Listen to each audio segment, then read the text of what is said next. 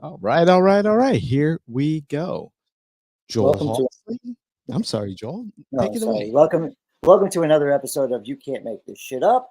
I think today's episode we will definitely realize that you can't make this shit up. Your host David Washington. I am your additional host Joel Hawksley. We are so happy to talk about subjects that affect our local community. And David, you can't make this shit up on this one, Yeah, honestly. I'm perplexed. It's a local issue with the Seminole County supervisor election. Pretty much talking about being discriminated against, seeing his wife, and I'm still trying to make head or tails of this particular issue, and find out, is there an issue of racism in Seminole County politics and Seminole County government? That's a good. I mean, it's a good question. I mean, with our government, it's a good question to see. You Hmm. know, is there a disparity uh, or discrimination? Tell us. Here's a situation where, if you're not familiar with Seminole County, Mike Tell was the previous supervisor of elections. Very well respected. Had really had a grasp of the election process, and in such a way that he was made the Secretary of State under Ron DeSantis. However, he's probably the shortest uh, serving of that position because of that into perspective, because that alone kind of leans towards, hey, what's going on here? So I'll give you that. And then his replacement just happens to be a deputy sheriff who was working with the tax collector as security, uh, that was in the know, I would say. And Chris Anderson becomes our elected, well, our appointed supervisor for elections. Now, he's the first black to serve, black Republican or Democrat to serve Seminole County in a position of one of the constitutional officers. He immediately, he says that he immediately, faced um, the people saying that it's going to be a hard job for him because people don't, they don't have the same respect. They think you're dumber than others or something like that. I can't remember exactly, but that comes out years later, right? So this new situation, he's elected to the position, so he's now elected and he was appointed. So the people trusted him to do a good job. As far as I'm concerned, I think he's done a good job. I think the Republicans have really, as a party, we've done nothing good to our supervisor since this Trump election. Um, we have all these credible things going on. But to make the point is, the commissioners were giving him a hard time, as they do with all those that they have an opportunity to look at their budget, right? Brenda Carey would be one of the first people that would see his budget and give him pushback. And it's legitimate pushback because you're asking for increases, right? And she's just questioning, are you sure you need this? Are you sure you need this? Right, That's her right. job. That's her job, right? No, it wasn't her job. This was her personally attacking Chris Anderson. If you take the references that we start to see, like these things Mhm. being, he's being blocked because he's black. You can't get this because he's black. I don't know if, I mean, that's the way it's translating, and I don't see that from a perspective of government. Correct. Government oversight is government oversight. You need a bigger office. You want, the Taj Mahal. Well, sorry, can't get the Taj Mahal for you, but we can get you something a little smaller. That's the way it's supposed to be. You're supposed to ask for a lot and then settle somewhere in the middle. It's a budget process, right? So now we have a TikTok.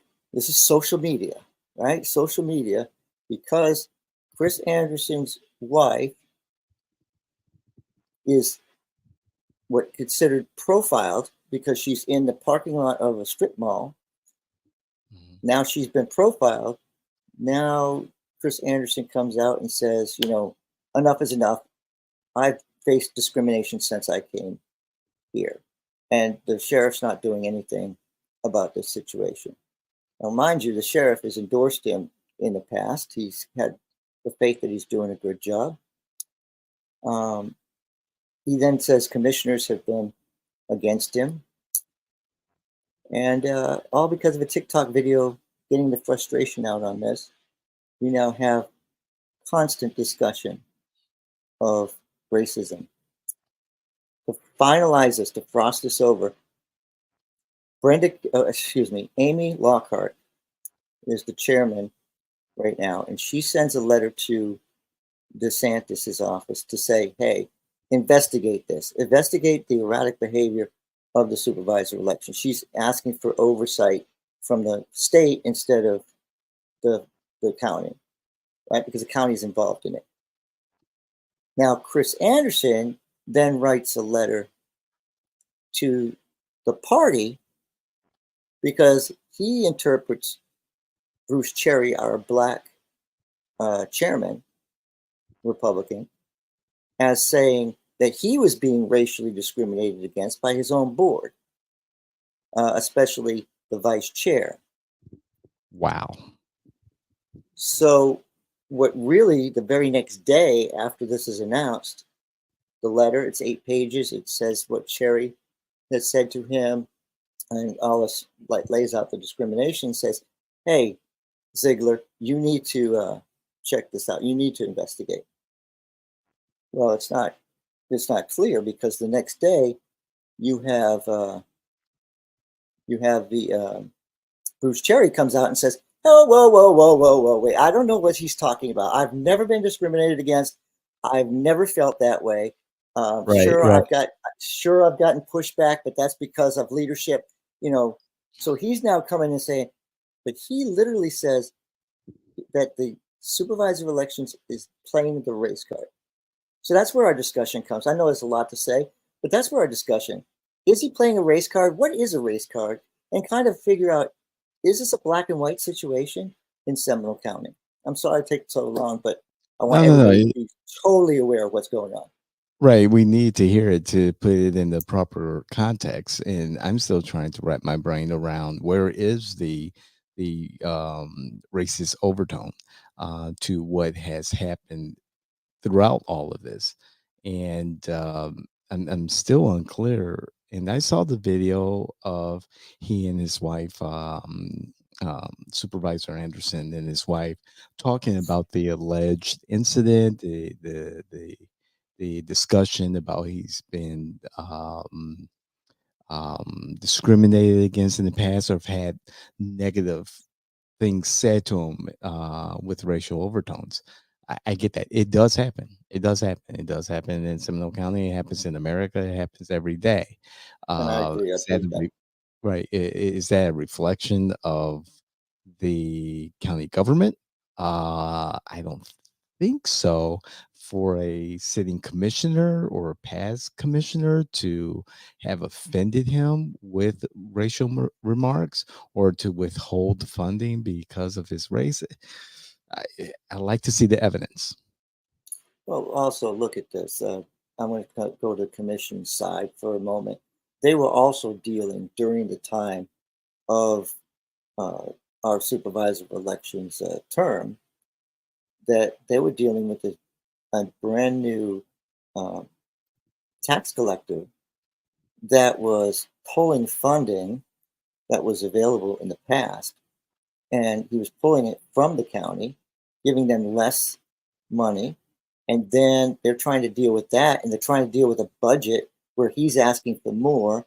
So there's a lot going on. That the Right.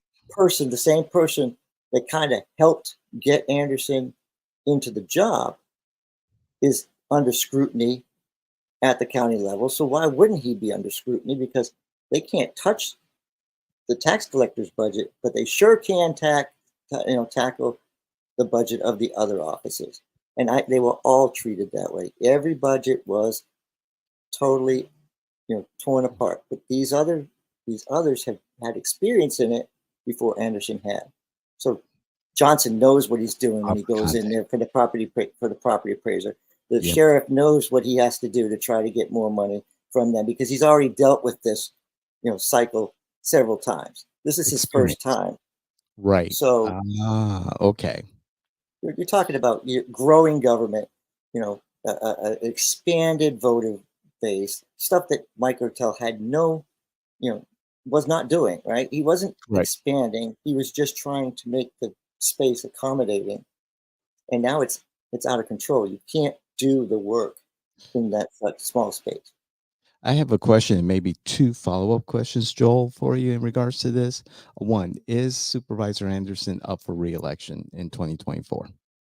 Yes, this is what is very interesting. He had initially said he wasn't going to run, and then he reversed that and he got into the race. So he is got a re-election, and Mhm, for him to do this, I don't know how it helps him.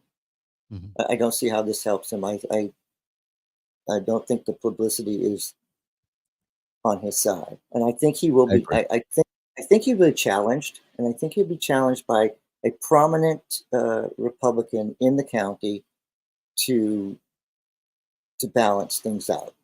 Okay. The person I would assume it will be, I won't mention right now, but I do believe it will come from uh, I think it will come from the school board. Okay.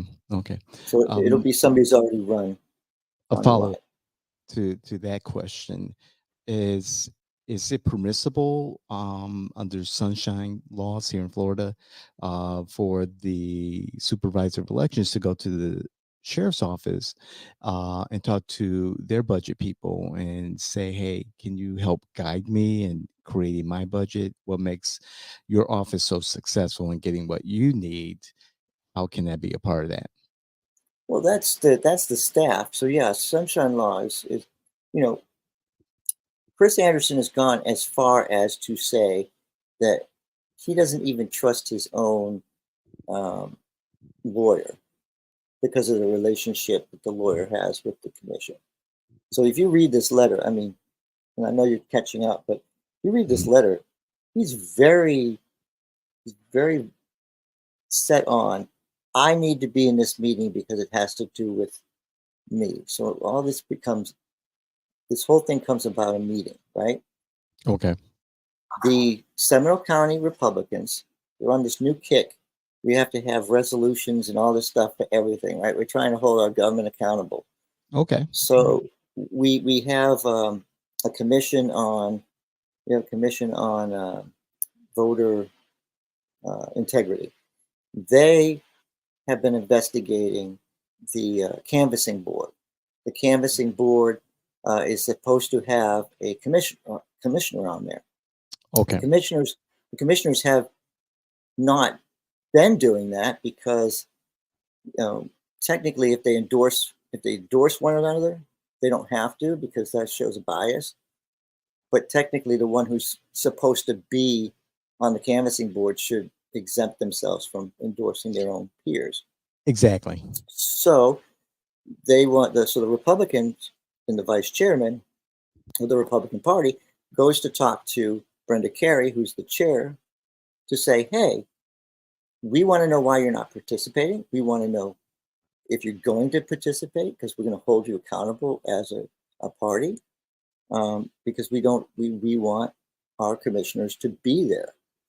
But Chris Anderson, who has replaced the commissioners in the past, because it's his role, right, to replace them when they're not going to attend, has replaced them with somebody who they're questioning, her credentials, her name, her this, her religion, her that, whatever it is, it's they're not happy with who he put in. So now he wants to go defend the process.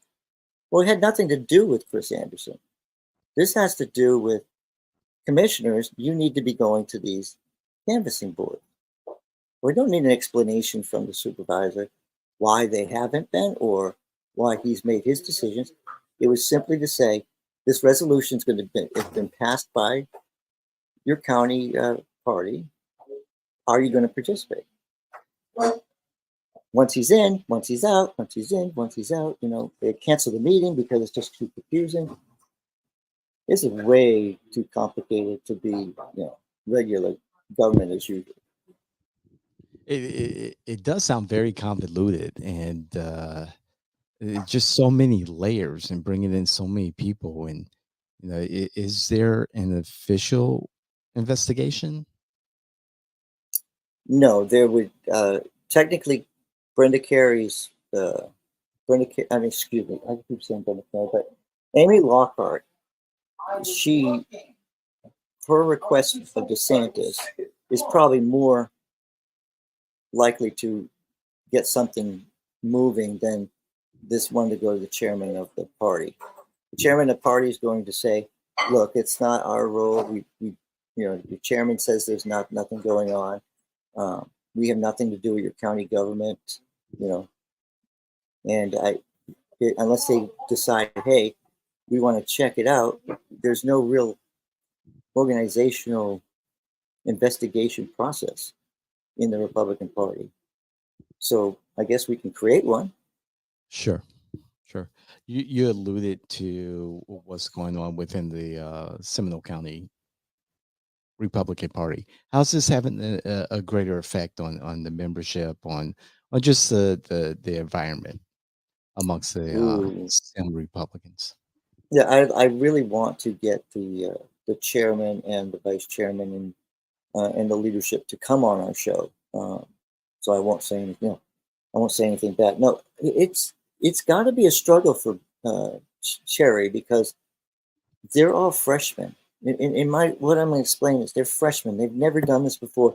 They were from a very passionate organization that wanted to get more involved, and this is where we had the conflict in our party. It got all kinds of stuff. Everything got messed up, right? They wanted in. They said they weren't getting in because they were trying to be held out. So there was all this controversy. Well, of course, you come to election in December, and all these people come from this grassroots organization. So they've never run this kind of organization. Now they have to learn. They have to learn the Constitution. What are the parameters that we're working in? They were supposed to put an audit committee together. Of course, they didn't know that, so they haven't put an audit committee together. The chairman has, signed a contract with a hotel for their Lincoln Day. Totally illegal because he can't go into a contract individually. I'm not holding against it. It's something he didn't know.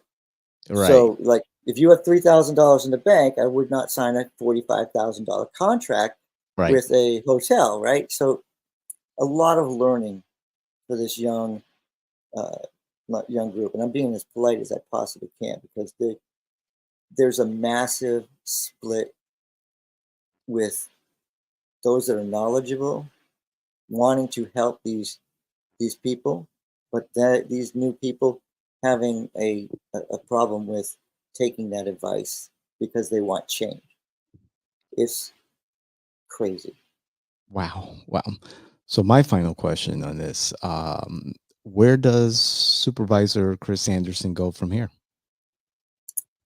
Well, he's been quiet. I've reached out to him as a friend. I've reached out to him just to talk to him because I want to file my paperwork to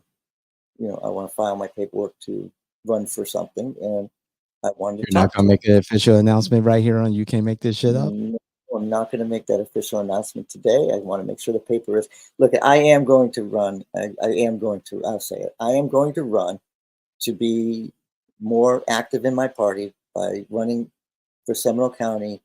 So Seminole County's Republican state committee man. I will be There it doing is, that. everyone. The There it paperwork. is. I have the paperwork ready. I got to turn it in. But I tried to reach out to Chris Anderson just to have a conversation, and he has not returned my call. As for the commission, because I want my commissioners to know that I'm going to do this, and I call them on a personal basis, they return my calls. So, I've always considered Chris Anderson a friend, and for him not to return my calls, it seems like he's he's a, he's not the same person I remember. Wow. So I would like him to return my call. It would be nice to talk to him and see if he has any advice, or maybe he can help me not make a mistake on my initial first run for anything. But that's not going to happen. I might have to go see Bill Cowles and say, "Hey, what am I supposed to do?" That would be bad business. But David, it is crazy. Um, but I think what I wanted to get out of this is, what is the race card? Is the race card exist? Is it Mm. is it being played here? Mhm. I don't. We have to answer the question. We don't have to answer the question, but we need to acknowledge that things can be misunderstood. Um, maybe that's what it is, or maybe it is systemic racism inside the county that we just never saw before. I'm blind to it. I think Chris Anderson has been an outstanding supervisor of elections. Sure. Unlike the people in my party who want to beat him up, he did his job. He did it right. I have no problem with what he did, and I'm not attacking him.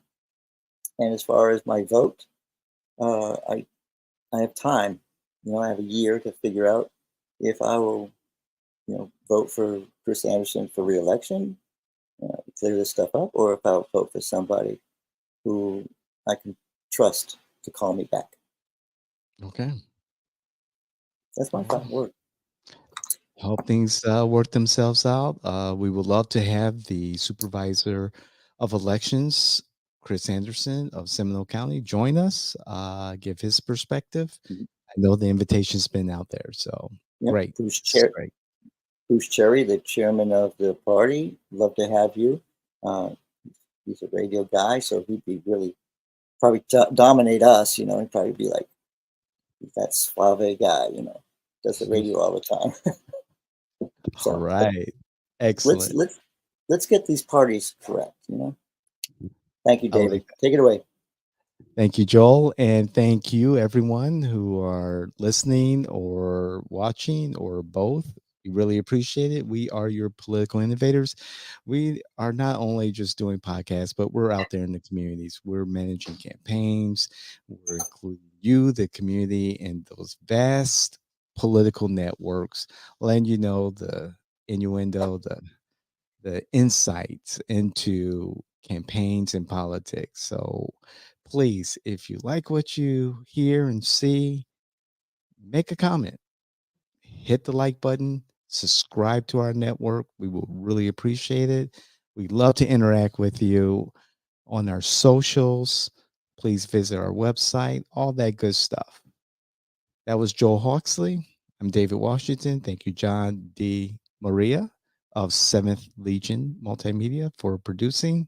We'll see you the next time. This is You Can't Make This Shit Up, a Jay and Washington production.